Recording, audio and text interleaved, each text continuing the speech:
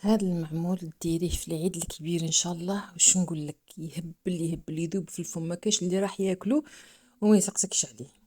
يذوب ذوبان في الفم، يجي ما شاء الله. وصفة بزاف ناجحة وبنينة وسهلة، يعني في سويعة وانتي وجدتيها. شوفوا يلا يبارك. هذاك الثمر ثاني كيفاش احمر وشباب والطري خلاص. نبداو على بركة الله في الوصفة تاعنا. عندي 250 غرام مارغرين بحرارة المطبخ، عندي نص كاس سكر رطب، وعندي نص كاس سكر غلاس يعني، وعندي نص كاس نشا، وعندي زوج صفار بيض، وملعقة لافاني، واكيد رشة الملح. ونجمعو بالفرينة. مكونات بزاف سهلة. عندي هنايا كم شتو المارغرين راني نخدم فيها. تخدموا الباتر خدموا. درت لها المارغرين، درت صفار البيض، ودرت لافاني، ونخلطهم غير كيما هكا بالمغرف ساهل يعني. اللي تبغي تخدم بالباتر تسهل على روحها.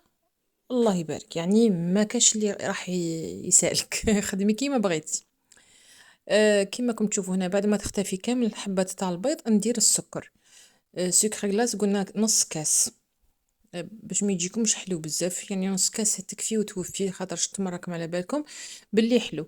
نزيد السكر كي يختفي تماما ويتجانس مع المرقارين. نجي نحط هذاك النشا قلنا نص كاس كذلك. يجي يجي هشيش، يعني ما تزيدوش اكثر من نص كاس، خاطر هو اصلا يجي هشيش. هنا درك انا نحن نخدم بيدي. لم هذيك النشا كي نشوفها تاني كامل ما بقاتش تبان. نجي نحط الفرينه ما نقدرش نقول لكم. ديروا غير بشويه ولمو كيما الصابلي، يعني ما راح ما راح تخافوا زعما. خدموا غير بشويه هكا كي تشوفوا العجينه تلمت لكم وتنحات كامل من صباطيكم، ما ولاتش تتلاصق وتعبكم. عرفوا باللي خلاص ما تحتاجش الفرينه. نكمل انا نلم العجينه تاعي كيما راكم تشوفوا، غير بصباطين ما تعجنوهاش. ومن بعد نشوفوا الشكل النهائي تاعها.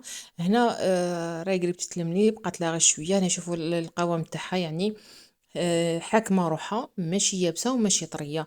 هذا هو القوام تاعها. نخلوها ربع ساعه تريح، ومن بعد نرجعوا. في هذا الوقت انا كنت وجدت تمر كان عندي من المقروط. روحوا شوفوا الفيديو تاع المقروط تلقاوه. كان عندي درتو، زدت معاه غير شويه كاوكاو وشويه جلجلان، وكورته وزنته 10 غرام. والعجينه في الاول وزنتها 30 غرام. مي المول تاعي جاني صغير، 30 غرام جاتني كبيرة.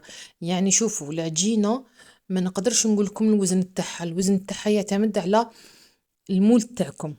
هذه هي وزنه، وديري في المول تاعك ومن بعد شوفي اذا 30 ولا 25. انا رجعت درتهم 26 غرام. هنا كيما راكم تشوفوا كورت هذوك العشرة غرام تاع كرة تاع التمر، وندير في كل حبة تاع العجينة ونغلف ونجمعها كيما هكا، نكورها ونحطها. هنايا راكم تشوفوا راني نلم فيها داخل هذا التمر. متأمنوش عقلكم، روحوا شوفوا المقروط هذاك، يجي بزاف بزاف بزاف خفيف وطري هايل. هذا هو المول اللي راح نستعملوه. لازم نرمدوا الحبات تاوعنا في الفرينه باش كي نديروهم في المول ما يلصقش، ويجوا هذاك التفاصيل تاعو تبان في الحبه تاع المعمول. ما ديروش الساشي يعطيكم التفاصيل هذيك، ومن بعد كي تدخلوه للطياب ما يوليش يبان، يولي يروح له هذاك الشكل. شوفوا هنايا قلت لكم درتها 26 غرام، وجاتني هكا، جاتني صغيره يعني 25 24 تجي قد قد. وقلت لكم الوزن يعتمد على المول تاعكم. كاين لي مول هادو يجوا كبار يرفدوا 30 غرام. يجوا 30 غرام، يجيكم قد 30 غرام. 10 غرام تاع التمر. انا ما نكذبش، اياه 26 غرام، خليت التمر 10 غرام، ما نقصتش من وزن التمر، نقصت غير من وزن العجينه باش يجيني معمر، يجيني شباب. شوفوا الشكل تاعو الله يبارك. كي ديروا في الفرينه تفاصيل يبقاو باينين. نزيد لكم حبه من هذه. وفي هذا الوقت البنات راني مشعله الفرن تاعي على 170 درجه. واكيد على كل وحده والفرن تاعها. شوفوا هنايا خدموا مليح. خدموا مليح الطرفه هذوك باش ما يبقى لكمش العجين. اللي زايد نحوه، يعني ما تخافوش. أه كما انا نقول لكم بلي الوزن هو على حساب المول. المهم هذوك الطرفه نحوهم، وراه الحبات تاعنا واجدين يتنحاو بسهوله كما كنتو خبطه هكا غير بالعقل تتنحالي. هنا كما قلت لكم راني مشعله الفرن تاعي على 170 درجه. من التحت كي يحمر لي من التحت نطيبه من الفوق. انا الفرن تاعي شويه تعوجت لي الكوشه تاعي، سما نضل ندور فيها باش تعطيني اللون مليح. شباب هكا شوفوا. هنايا بعد ما طاب لي ما شاء الله.